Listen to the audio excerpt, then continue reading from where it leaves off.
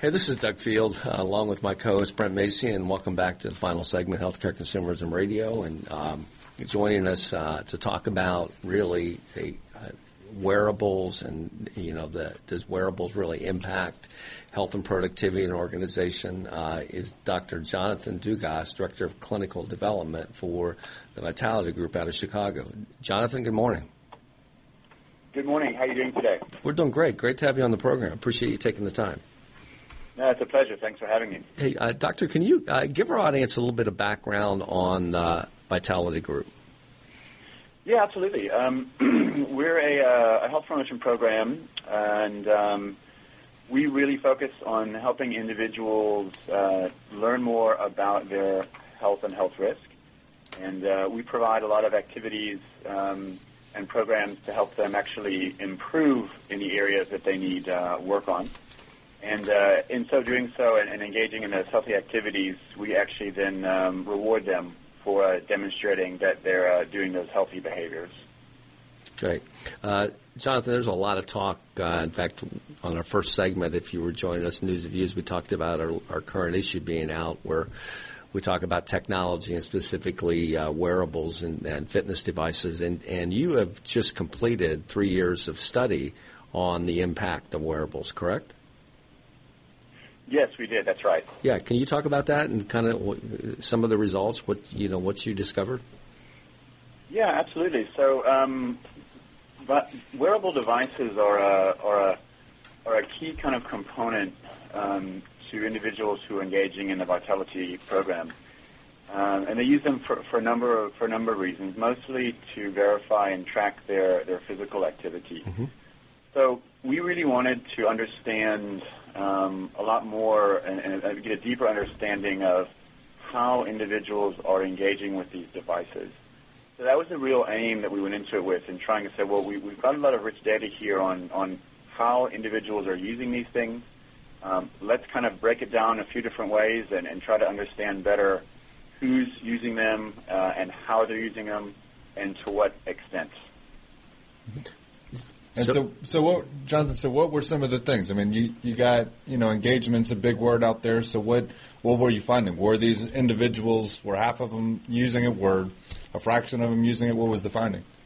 Yeah, what we found was that across the age groups, you actually get very good uptake, and I think that was very interesting for us because in our kind of age of technology, we tend to think that, or we oftentimes work under the assumption that as the older generation takes up the technology less, and of course we think it's the younger generation who's more in tune with those things, but we actually had very good penetration of devices, pretty much across the age spectrum, all the way up to the kind of 55 to 64-year-old age group, which was very encouraging to us because, the devices really don't discriminate by age, and they can be useful no matter how old you are or if you're male or female.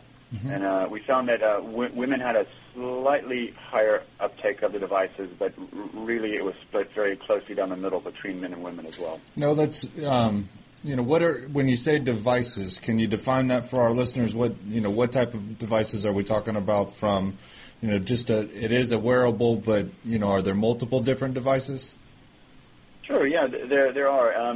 Particularly for Vitality, I mean, we can really integrate with and accept a number of different kinds of devices, and these include mostly pedometer and activity trackers. And, I think it's an important note on those devices in particular that although those devices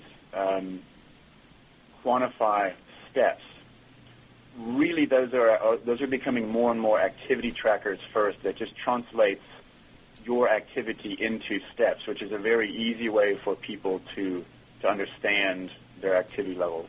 No. Probably 5 years ago you had more, it was really just counting steps and not a lot else. But, the ones now you can kind of wear and pretty much do any kind of activity and it'll kind of accurately quantify how much you're doing and just put that into a step value. Now, Doctor... The other devices are heart rate monitors, okay. Which is, of course, you kind of put a put a sort of elastic strap that has some electrodes on it around your chest, and that actually measures the electrical activity of your heart, and then tells you on your watch what your heart rate actually is at any given time.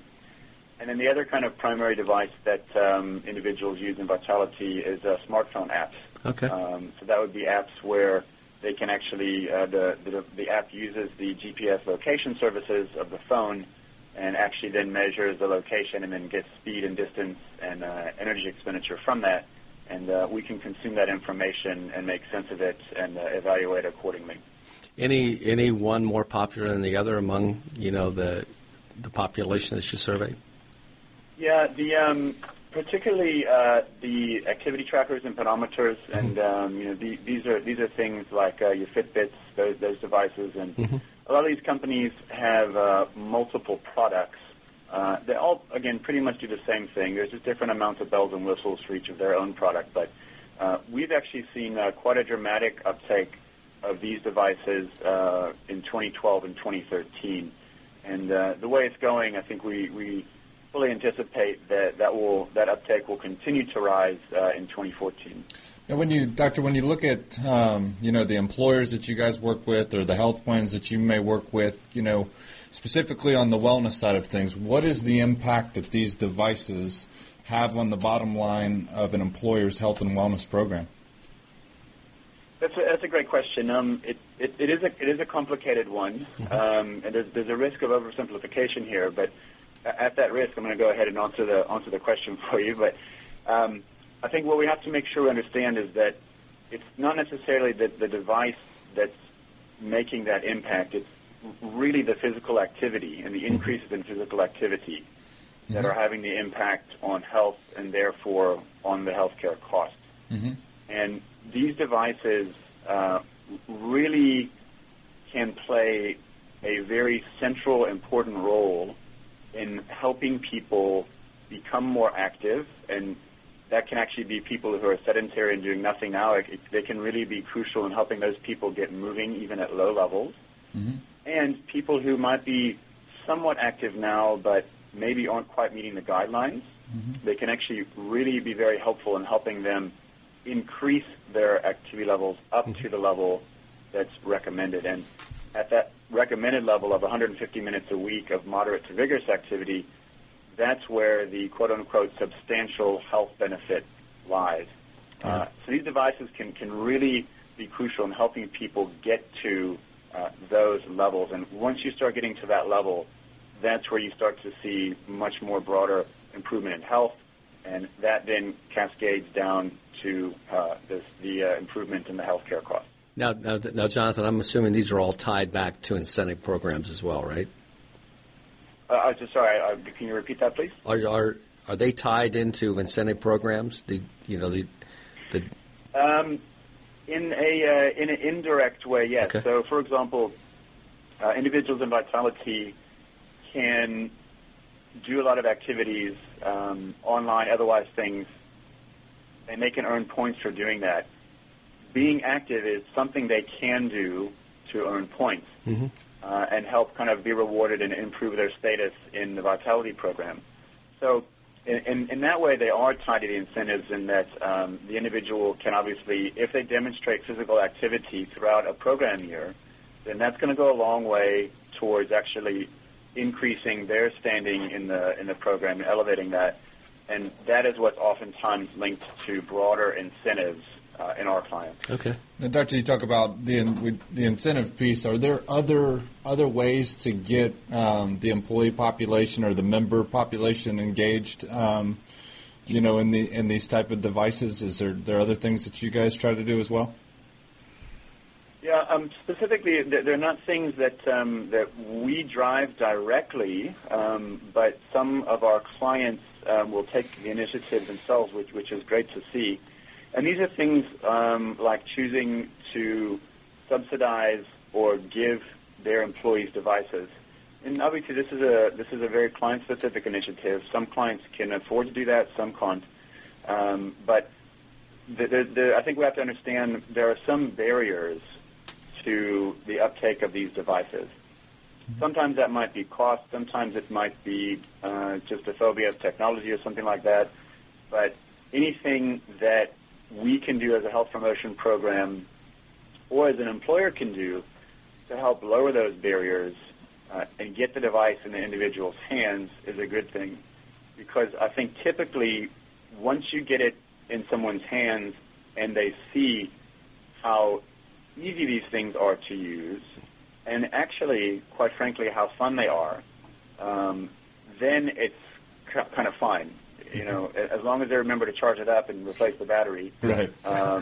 Then it's kind of A for away, and they use them, and they actually become regular users of those devices. Now, did you, with this study or just with your own personal knowledge, where do you see the device, health device industry moving? You've heard words on Apple, getting into this space with some technology. Where do you kind of see this market from a device standpoint moving? Well, the devices are pretty ubiquitous now. I can't see how that is going to change in the short or medium term. I think the devices will continue to improve, and by that I mean they will be more accurate and more reliable in general. Mm-hmm. I think we'll see, and we're already starting to see in some manufacturers, battery life improve greatly, which again, you think about the hurdles to using these things, and perhaps having to charge it or replace a battery every now and then is a little bit of a hurdle. Mm-hmm. And once these manufacturers can get to the point where batteries can last a year or more, then it really, really makes it that much easier to wear these things. They're going to continue to evolve in terms of how easy they are to wear them. There are lots of wristband ones that are coming out now, and I suspect that someplace in one of these manufacturers, they're trying to cook up in a sort of even more convenient way to wear a device that's sort of non-invasive and still very accurate. So, in my opinion, the device industry is really plowing a lot of effort, time, and energy into trying to innovate these things. And I think it might feel like they're fairly advanced already, which they are. But I think we have to understand that the experts behind this are probably going to come out with some big innovations in the next few years. Yeah. Well, Doctor, we got about a minute left. Let our listeners know where they can find the study that you guys did, and leave them with one really good takeaway on what they need to look at when they're looking at devices and an overall wellness program. Yeah, the listeners can actually go to thevitalitygroup.com, and they can actually download this study on our website there. And I think as a takeaway from the kind of wearable devices, probably a big thing for me is these are really things that can add value to participation in health promotion. They can really have an important role in helping individuals increase their activity levels, which is going to improve health. And they can actually be a lot of fun along the way. They don't feel like a chore. And they can be really fun ways to engage with friends who also have these devices. And that, of course, brings in a social component, which also keeps the fun up as well. Well, Jonathan, listen, we enjoyed having you on the program. And, hey, best of luck to you this year on completing your first Ironman. Thanks very much. That'll be a little bit later this year. Thanks okay, have me on that. I'll need everything I can get. There you go. Have a great weekend. To the rest of our audience, you have a great weekend as well, and we'll see you next week on Healthcare Consumerism Radio.